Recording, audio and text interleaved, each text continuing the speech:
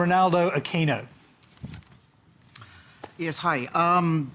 Just over a week ago, Mark Latham alleged that the domestic violence figures are actually on the decline, and he was chastised for it in social media.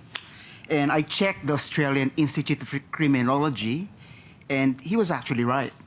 The figures actually peaked around 2007. So is this a case of the squeaky wheel gets the grease? David Morrison. In my hometown of Canberra in the Australian Capital Territory, there is an organisation called the Domestic Violence Crisis Service. It's burnt through its annual budget halfway through this year. You talk to extraordinary men like Ken Lay down in Victoria, and he'll tell you something completely different. It's not about the statistics, it's about the lives that are being taken and damaged here. And what do you want to do? You want to compare a particular figure from a year to a year? We are, as a society, becoming more aware of that, I think, the greatest social challenge that we face, and that is domestic violence in this country. And nothing should be said to take our attention from it. Now, I'm meeting with Michael Costigan fairly soon. Tara Costigan was killed in the most brutal fashion in the ACT.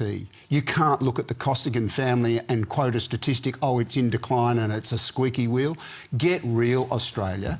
We run the risk at times of being a nation of bystanders, comforted by a few statistics. Let me tell you, there are people dying and people whose lives are absolutely ruined as a result of domestic violence. And what's more, we are all, as a society, the victim. That's bullshit. Just on the question of statistics, it might be... Sorry, war on your program, Tony. That's all right. Might be a job for our fact-checking unit on the issue of the statistics. We actually looked at the ones you're talking about, and they stop at 2012. But then if you look at the figures that come later, it rises again up to 2015. So but there is a problem with these statistics. So I think everyone needs to get a grip on them. We'd like our fact-checking unit to have a look at that. But go ahead. Sorry, we are more aware. There are more instances of domestic violence now being reported. This morning I had the privilege of opening the legal year in the ACT, and I was talking to some of the lawyers down there, and they were just saying, look, we are now, what the community expectations are, and very appropriately, that we deal with instances of domestic violence in a much more immediate way. And of course, it's not just the courts, it's first responders like police, it's the community organisations like the Domestic Violence Crisis Service in the ACT, but they are all stretched. There is now a demand out there. Women, children, men too, are putting their hands up and saying, I can no longer live this way. Of course, there are many more women and children who are, the victims for the next generation and perhaps the generation after that.